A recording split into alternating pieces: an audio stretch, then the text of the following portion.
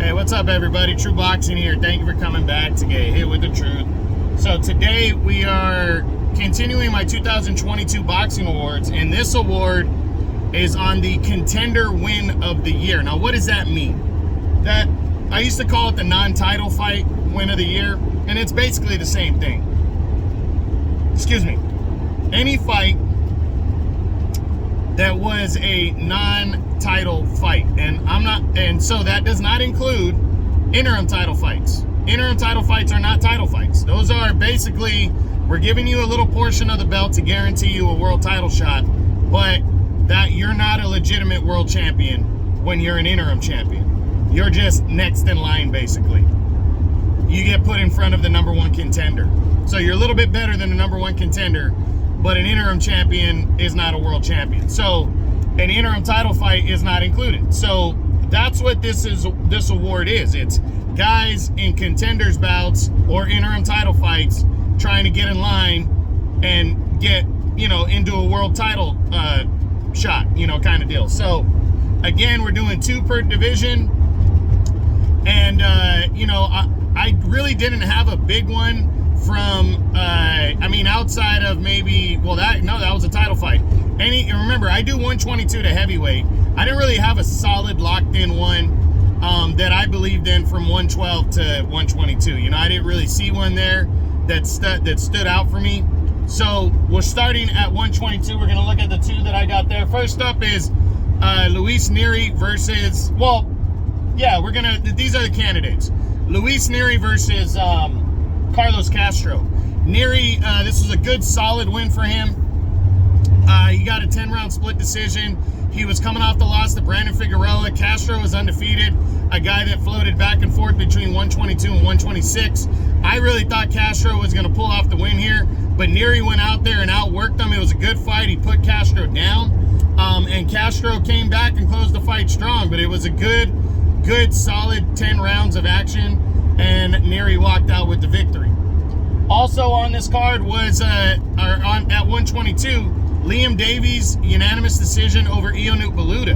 Liam Davies, undefeated prospect on the rise, and, Ionut Baluta is basically the UK killer kind of deal. He has victories over TJ Doheny, David Allen Joyce. He had another win earlier, I believe earlier in the year of 2022. And he had also fought Michael Conlan to a majority decision loss. And this guy, just the last couple of years, has been fearless and has the awkward styles. Another fight where I picked the guy that lost. I picked Baluta to win this one. And Davies went out there and outboxed him and outworked him and looked like a seasoned vet. And outclassed Baluta and got a clean unanimous decision to move up the ladder. So that was the other big win contender win at 122. 126, Brandon Figueroa over Carlos Castro. Yes, Carlos Castro is on this list twice. Both these guys were kind of moving to 126 after their previous fights, and they both had previously lost. And, Figueroa came in the favorite, but I think everybody thought this was going to be a straight-up banger from the beginning because Castro has been better at 126. His better wins have been at 126. And, Figueroa just went in there and dominated him. He totally outworked him, just overwhelmed him. And it led to, I believe, a 6th-round TKO for Figueroa and moved him in line to fight for the WBC interim belt in his next fight. Next up, Isaac Dogboe.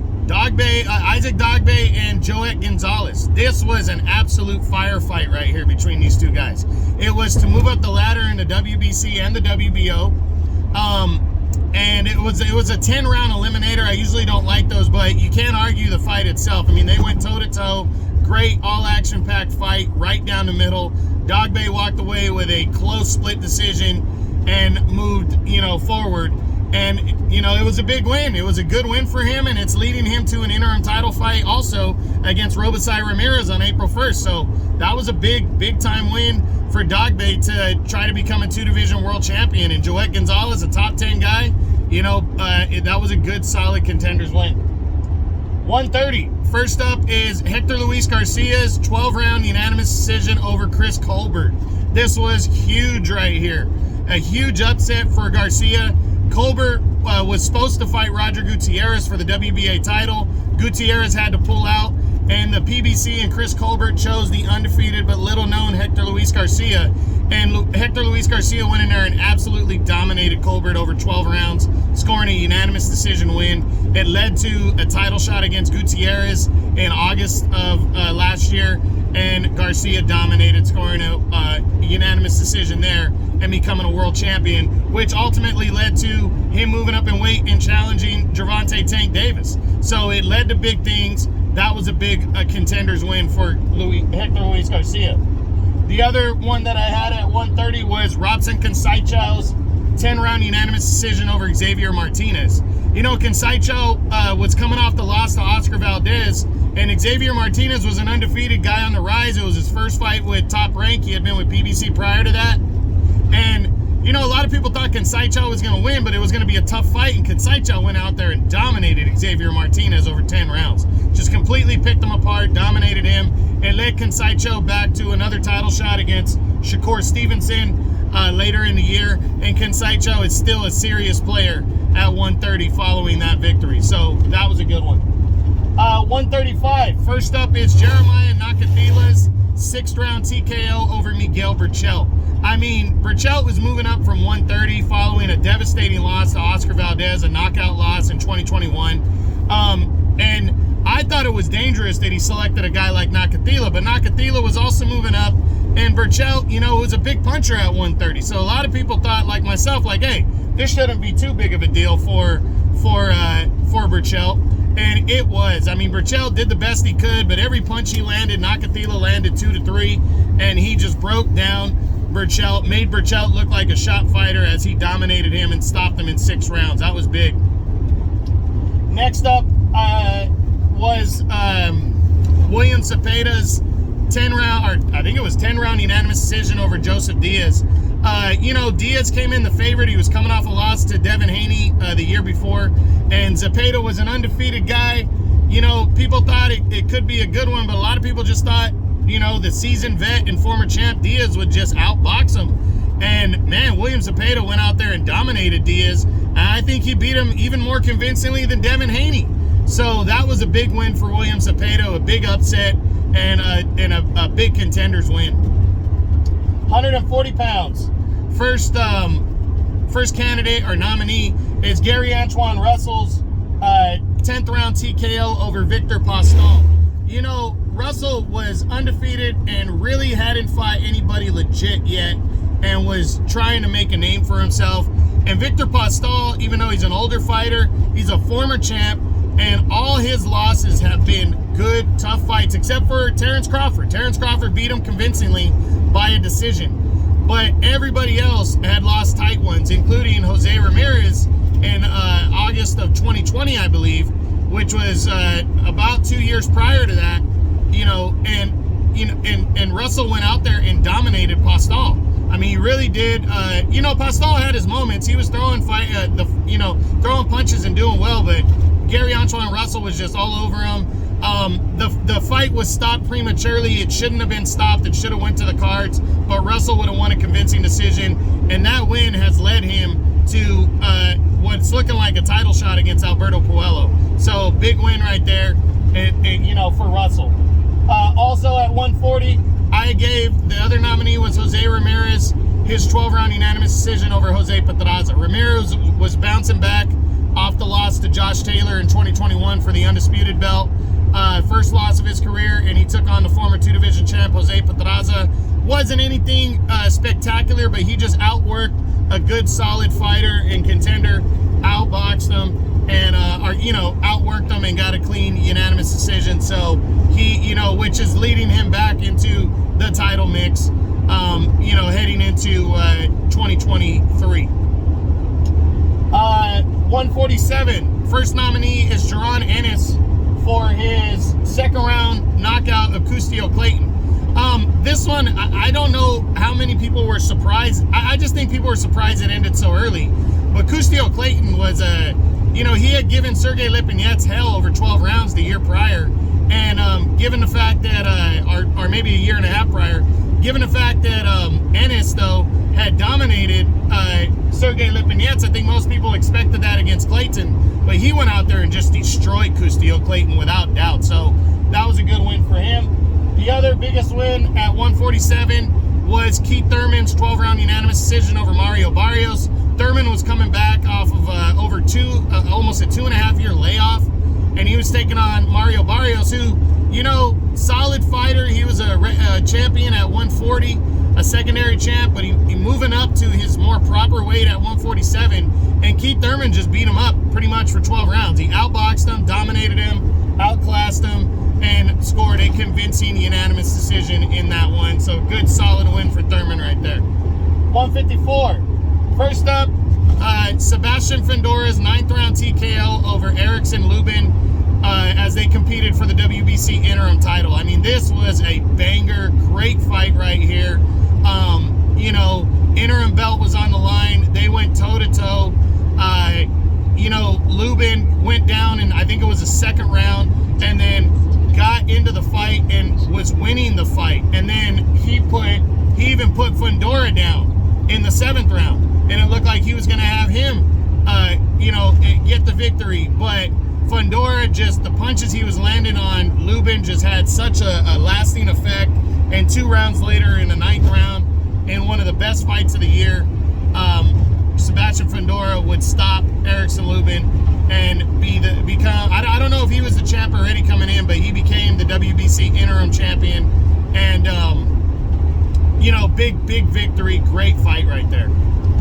Also at 154 was Tony Harrison's 10-round unanimous decision over Sergio Garcia. I mean, Garcia came in, actually, a lot of people thought Garcia was the favorite coming in. I picked Garcia to win that fight, and I just thought Garcia was just, you know, he had given Fundora hell just, what was it, 4 or 5 months earlier on the Davis and Isaac Cruz undercard, and, you know, it was a very close fight with Fundora. So I thought Garcia and Tony Harrison not really being relevant the last couple of years, I thought Sergio Garcia was gonna go out there and outwork Harrison, possibly stop him. And Tony Harrison absolutely dominated Sergio Garcia over 10 rounds. Dominated him, outboxed him, cleanly beat him, and has thrown himself back in the mix, and it's led to an interim title fight coming up against Tim Tszyu. 160. First up, Chris Eubank Jr.'s 12-round unanimous decision over Liam Williams. Good, solid domestic fight right here between these two. You know, Eubank went out there, you know, trying to prove, hey, this is I want something big at 160, and he put Williams down 4 times in this domestic fight. And Williams came back, closed the fight strong, but it was just a good, solid unanimous decision win for Chris Eubank Jr. Also, Carlos Adamez's 3rd-round knockout of Juan Montiel as they competed for the WBC interim middleweight title. Adamez was coming off the win over Sergey Derevyanchenko. Montiel had fought Jamal Charlo hard for the WBC title in 2021. So a lot of people thought this was going to be, you know, a real banger, and Adamez went out there and blasted Montiel, knocking him out in 3 rounds impressively, and winning the interim title, which is going to lead to an eventual title shot, hopefully this year. And, you know, just a good, solid ass victory right there. My hat's off to Adamez for that one. 168. Caleb Plant's 9th round knockout of Anthony Durrell. I mean, these guys were, you know, 2 former champions coming in. It was a co-feature on the Wilder Helenius pay-per-view card. And, you know, most people thought Plant was going to outbox Durrell, myself included. But not the knockout, not the way he won. This was just a fucking brutal 9th round knockout, a big win. And it led to, you know, it's leading to Plant fighting David Benavidez for the for the interim title in March. So big win for Plant to throw himself back in the mix and try to become a world champ again. Also, John Ryder's 12-round split decision over Daniel Jacobs. This was a good one coming in. You know, Ryder was trying to prove himself, get him, you know, hadn't really been given opportunity since his 2019 decision loss to Callum Smith for the WBA title, and he really, needed to you know, get a big victory here, and that's what he was going for. And, you know, Daniel Jacobs, the former champ, was just trying to get back in the mix, came in a solid favorite, and was outboxing Ryder for the first half of the fight. And then Ryder closed the fight strong and walked away with a clean knockout, or a hard-fought 12-round split decision upset, as he became the world, as he put himself in line for, a title shot. And now that win started a fire for Ryder, because now Ryder, he went on to become the interim world champion in the WBO, and it's very likely he's going to get the Canelo fight in May. So that was a huge win for Ryder.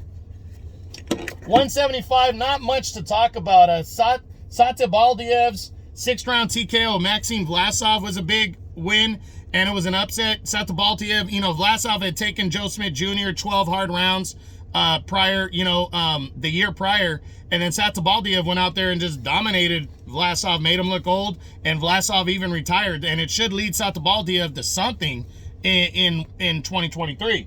Also was Jean Pascal's 12-round decision over Fan Long Meng. Pascal, the aging former world champion, always finding the fountain of youth. He went in against Meng, who was undefeated. A lot of people thought Meng was going to beat him, and Pascal was finally going to be too old. And Pascal went out there and dominated Meng over 12 rounds, and is now that's leading to a world a title eliminator, where he's likely the favorite against Michael Eifert, and he could get a world title shot against Arthur Beterbiev. So big doings for Pascal with that win over Meng. 200 pounds, Noel Gavor's unanimous decision over Yuri Kalenga really was the only one I picked at 200. There wasn't a lot of big contenders wins, not a lot of action at the cruiserweight limit. Gavor, this is leading to an eventual title shot. Should take place this year. He should get the winner of Makabu and Badu Jack in the second half of the year. So that was a big win, dominating Yuri Kalenga. And then heavyweight, my candidates are Joe Joyce for his 11th round knockout of Joseph Parker for the WBO interim title. I mean, this was big, everybody knew Joyce was the favorite coming in, but he was finally fighting a former champ who has been there and done that in Parker, and is always a tough out for anybody. And he went out there and dominated Joseph Parker. He really did. Parker had his moments, but he just stalked him, landed the big shots, and eventually scored a brutal 11th round knockout to become the WBO interim champion, which is going to lead to a title shot this year, or him being upgraded to champ. And then the final candidate is Andy Ruiz, his 12-round unanimous decision over Luis Ortiz for the WBC interim heavyweight title. This fight is leading to the winner, which was Ruiz, is leading to a showdown with Deontay Wilder most likely, and then an eventual title shot. So Ruiz went out there, scored 3 knockdowns, a couple of them questionable, one for sure. I felt Ortiz won the fight by a close decision, but the 3 knockdowns helped Ruiz, and he walked away the winner. And again, it's leading to big things. So let's take a look at my top 5 now. If you made it this far, I appreciate it. Top 5. Number 5, John Ryder's split decision over Danny Jacobs. Again, that was just a big win. It was an upset. He came back, stormed back into the fight in a fight where he was the underdog. And again, it's leading to big things for him. He's the interim champ now, and it's likely leading to a Canelo fight. So that was big. Number 4 was Andy Ruiz's 12-round unanimous decision over Luis Ortiz for the WBC interim heavyweight title. No matter how it ended, controversial or not, in my opinion, because I thought Ortiz won the fight, Andy Ruiz got the win, and he's the guy that people wanted to win anyways. And he's going to get a showdown with Deontay Wilder, which is much more attractive than a third fight with Luis Ortiz. So this was big. Ruiz has got a big name, and it's going to lead to a big fight. And if he were to upset Wilder, he could fight the winner of Fury and Usyk. So big time win for Ruiz right there. Number 3, I gave it to Caleb Plant for his 9th round knockout over Anthony Durrell. I know some people are going to argue that. I can't blame you, because Plant is going to fight Benavidez now, which is huge. But, just given the fact that Plant was the favorite going in, I think the only thing that surprised us was the way he won the fight, which, again, is huge. It moves him up the ladder. But the fact that it wasn't like an upset, or people had him as a solid favorite. That's why I picked the other 2 fights a little bit higher. But this was a huge win, huge knockout for Plant. Number 2, and again, this was tight. I gave it to Joe Joyce's 11th round knockout over Joseph Parker. Only because Parker was a former champ, and you were like, okay, Joe Joyce is the favorite, and I picked Joe Joyce to win. But Joseph Parker has been there, done that, and he is built to make some people look bad. He made Anthony Joshua look bad, and he made Andrew Ruiz look bad, and you know, and I'm like, okay, you know, Parker has the skill to win this fight, and I thought he had much better chances going in than Anthony Durrell against Plant, and man, Joe Joyce just manhandled him and knocked him out brutally and became the interim champion. So that was a big win for me, and I gave Joe Joyce number 2. But number 1, I got to go with Sebastian Fundora's 9th round TKO over Erickson Lubin. It, you know, it's for the interim title.